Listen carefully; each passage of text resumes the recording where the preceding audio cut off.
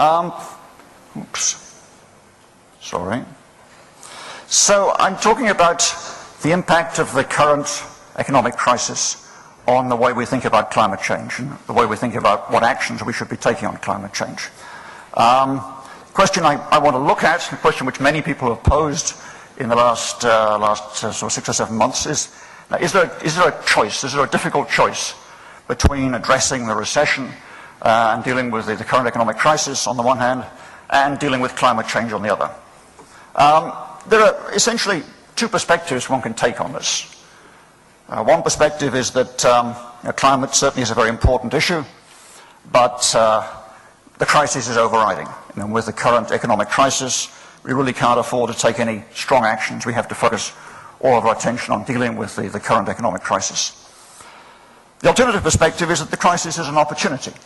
It's an opportunity to tackle the climate problem and to really make progress with it. The first of those perspectives says that the perspective that says we shouldn't take action now because of the crisis sees the current recession, the current economic problems as a constraint, as something which limits what we can do on the climate front because it forces us to deal with other priorities and to give emphasis to other priorities for the next year or so.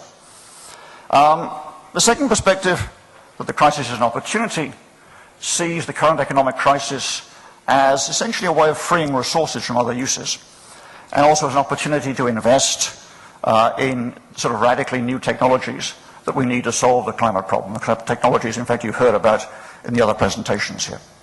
So what I want to do is to talk a little bit about these two conflicting perspectives and try to see whether we can see which of these is the correct perspective, which of these is the right view to take on this. As economists, what we're doing with climate change, when we think about climate change, is weighing the costs of action against the costs of inaction. The cost of action or the cost of going green, the costs of producing clean energy, carbon-free energy, the cost of going carbon-free in transportation. And we have to balance those costs against the costs of allowing warming to continue. And in particular, in the present context, we have to ask, how does the recession affect those two types of costs? How does the recession, on the one hand, affect the cost of going green, and on the other hand, affect the costs of allowing warming to continue? I guess to summarize what I'm going to say, I'm going to argue that the recession effectively lowers the costs of going green. It gives us sort of a discount, if you like, for the next year or so, at least on the cost of going green, but has no impact at all on the cost of allowing warming to continue. So it tips the scales somewhat further than they were already in favour of taking action. Now, what are the costs of going green? I want to talk about the two sides of that balance, the cost of going green versus the cost of inaction, so we can then see how the current recessionary situation affects those. So what are the costs of going green? Well, the cost of going green you know about already. You've heard a lot about those, particularly from Dimitri's presentation and also from the Minister's presentation. They're the cost of switching to non-carbon electricity, wind, solar, nuclear, geothermal, or even carbon capture and storage, which was discussed in response to one of the questions just before the coffee break.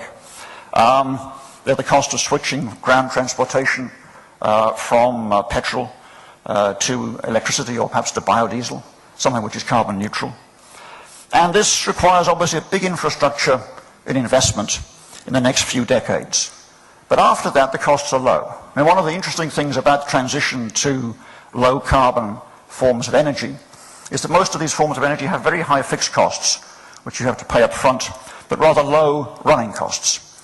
And if we look at the economics of wind and solar power, for example, as the slide indicates right now, these are quite capital intensive. If you want to build a solar or a wind-driven power station, it costs you something on the order of $2,000 to $3,000 per kilowatt of capacity. But what is interesting about these is they have no fuel costs. You don't have to pay for fuel for a wind station. You don't have to pay for fuel for a solar station. And a coal, on the other hand, which is the standard form of energy generation at the moment, has a somewhat lower capital cost up front, about $1,700 to maybe $2,000 per kilowatt of capacity.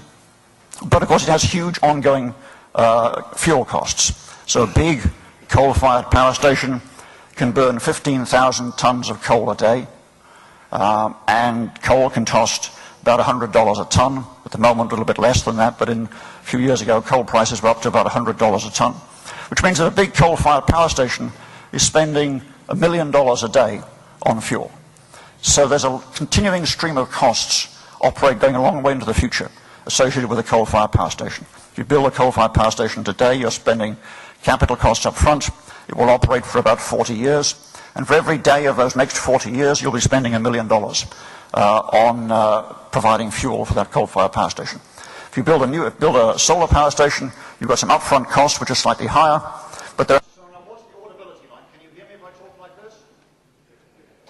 So as I was saying, the transition from fossil fuel to renewable involves somewhat higher capital costs in the current period, but greatly reduced operating costs in the future. And just to give you a little bit more insight into sort of the economic comparisons here, on this slide I indicate that a coal-fired power station consumes about $1 million worth of coal every day. It's also worth noting that 1 ton of coal, when burned, produces somewhere between 2 and 3 tons of carbon dioxide. So if you're producing 15,000 tons of coal daily, you're producing 30 to 45,000 tons of carbon dioxide every day. And if you have to pay for that through a cap and trade system, as in the European Union at the moment, you pay $20, $30 a ton, then the cost of paying for the carbon permits are almost as big as the cost of buying the coal in the first place. So you can see from this that something like coal is very sensitive indeed. The economics of coal is very sensitive indeed to the cost of carbon, the introduction of a charge for carbon. So what we're doing when we go green and we introduce renewable energy is we're basically replacing future costs by present costs. We're incurring somewhat higher costs in the present, but we're incurring much lower ongoing costs over the entire life of the power station. Get some sense of the orders of magnitude here. The United States recently announced a goal of getting 25% of electricity from renewables by 2025. Now you can sit down and work out from the numbers on the previous slide what sort of investment that will require. And that will require about an investment of about $2 trillion in renewable capacity. Over 15 years, that actually works out to roughly 1% of US gross domestic product every year. So to achieve this goal of 25% power from renewables by 2025, the US will have to invest roughly 1%, that's $150 billion, 1% of GDP in renewables every year for the next 15 years. That's a challenging number, and it's a big number, but it's by no means an impossible number.